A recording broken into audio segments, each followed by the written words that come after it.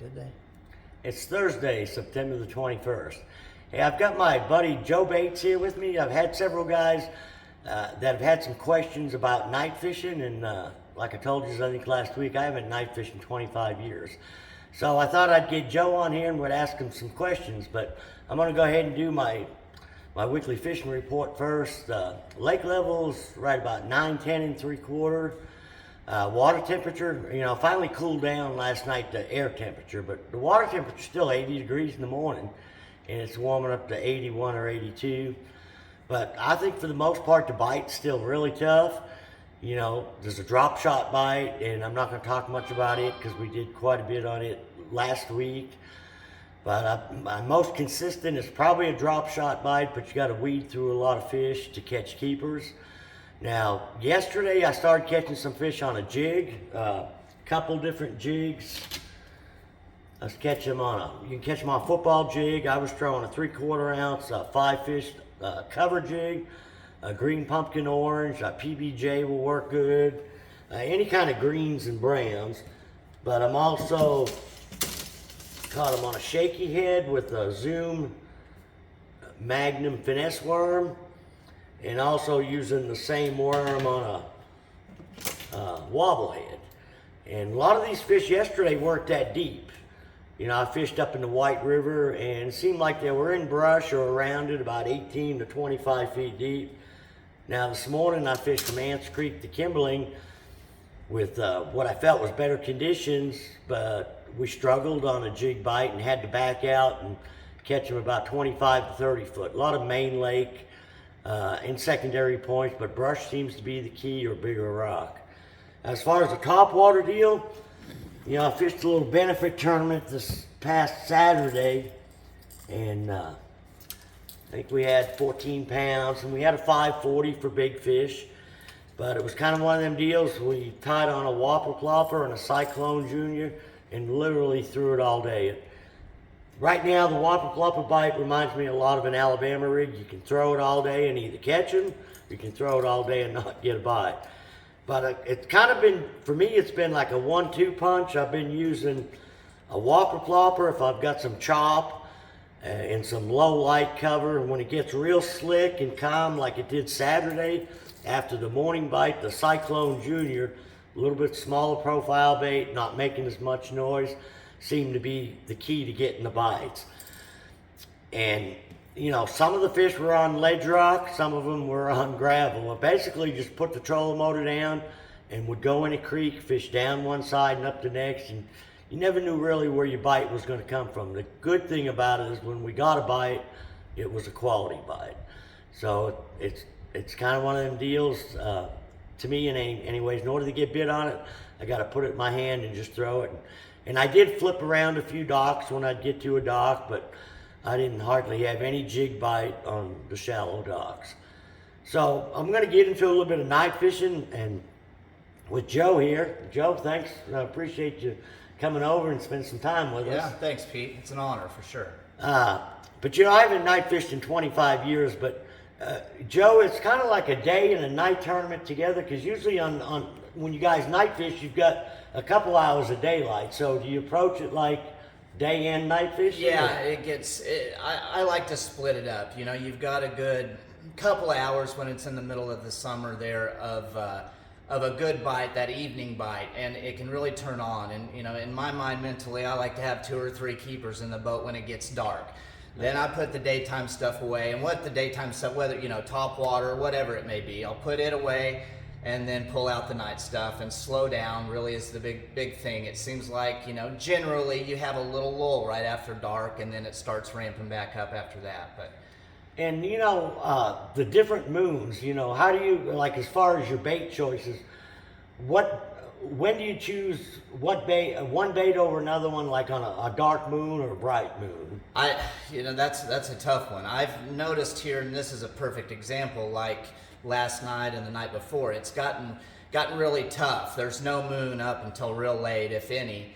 And it seems like with the worm, you really, really, really have to slow down, or I can get bit more now on a spinnerbait than I can the worm. The worm bite has kind of shut off, which it was phenomenal up until the full moon, and it seems like after the full moon. But really, just go out there and try them both. You know, with night fishing, there's not a whole lot of variation on lures. You know, it's really a worm, spinnerbait, or a jig, and it's What are you throwing for spinnerbait? Yeah, so I just like to throw a little 1/2 ounce black. I like black because it silhouette's good in the water at night.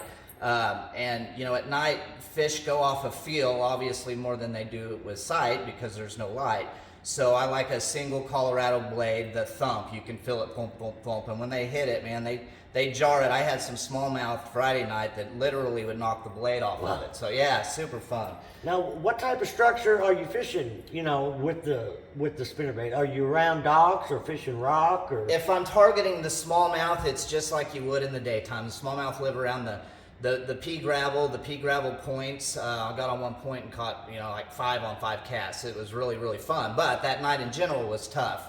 My favorite thing to do and what I do the most really is worm fish, and I target lighted docks. I really do. Yeah. There is always going to be fish around lighted docks. Now, whether you can catch them or not is up to you, but you can bet that they live there. That light pulls up the shad at night, and they feed. You'll see the gar feeding, and typically your bass are going to be under the gar. How active they are and things like that are going to vary, but I like lighted docks. If you got a brush pile next to them, even better. And do you find in the heat of the summer, like, day fishing out thermocline gets pretty deep, so we're usually keying on deeper brush piles. Is that the same with the night fishing, or do they seem to move up a little shallower? They move up. They'll move up out of those deeper haunts, I believe. That's the ones I target anyway. The ones that have moved up are feeding, so I stay 25 foot or less. The other night I had a really good night. I had two over 5. I had one in 5 foot of water and one in 25 foot of water. So, yeah. but generally I'm not much deeper than 25 foot. And were they around brush mainly? Yeah, one was in a brush pile and one was not far from a brush pile. So Yeah. they were close. Both around docks. So you feel like the lighted docks versus a darker dock because the lights got the bugs and everything going, bringing the bait up. It's exactly right. You'll see the shad. You'll see your graph. It just goes black almost with the shad, and a lot of times out off the ends of them, you'll see the gar up on top eating the bugs or whatever it is they eat. But that's a sure sign. But yeah, those lights pull in all of the shad, and those fish don't have to do. I mean, they'll just sit down there underneath them, and when they get hungry, they just come up and grab what they want. Yeah. They're there.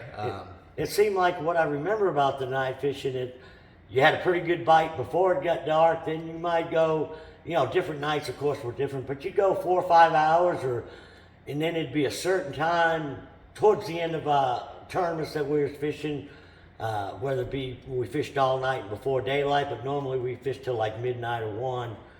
And it seemed like that bite gets a lot better later. That has happened a lot. We're not having a keeper in the boat until the last hour, but you cannot give up because literally it can turn on, and from midnight to 1:30 a tournament can be won. I mean, it's pretty amazing. It's hard to stay, fishing 5 hours without a keeper in the boat to keep that motivation, but you got to do it. And once you do it a couple of times and load the boat in that last hour, it gets a little easier to stay motivated. Well, it's a lot like that in day fishing. I mean, you'll have an early bite, and then you'll have a lull all through the day. And I mean, 1, 2 o'clock, you may only have a couple fish, but that last hour can be phenomenal. Like you say, absolutely. You got to keep your head in the game, not quit. Absolutely. Just Absolutely. keep plugging away. Yeah, it can be awesome out there at night. If you haven't night fished, I would highly suggest it. I think the big fish or chances of catching your personal best is probably better at night, and even the spiritual aspect. The full moon, the stars, the shooting stars. Mm-hmm. There's no boat traffic. It's really cool. Now, are you a black light guy? I do not use lights. I learned without them. And I would like to say it gets me an extra fish 1 in 5 trips, but there's a lot of guys better than me that would highly argue that. So yeah. I don't want to start a debate. I don't think the fish mind. It's just one less thing for me to jack with. Now, of course, in the boats, that's just a switch. But when I started, it was a physical light, it just Right. cumbers. Then you had to have fluorescent line. Yeah, and I learned without it, and I just don't use it. But Yeah. and I don't like the bugs either. So The black lights attract the they bugs. to you? actually do a little bit. Yeah, Yeah. they will. But Yeah, that's what's nice about being out there at night. There is no bugs. Right, Yeah, You right. don't want to attract them towards you.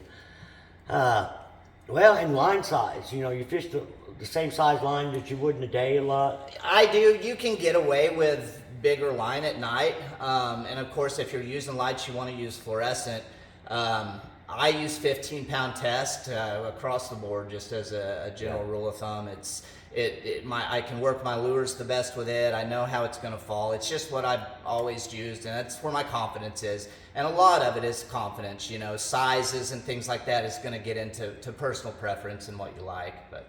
How are you Texas rigging worms or shaky heading them or? I personally love the shaky head. I use that 5-fish lure shaky head. I find that it goes through the brush a lot better. A lot of guys use a Texas rig worm, that big 10-inch worm.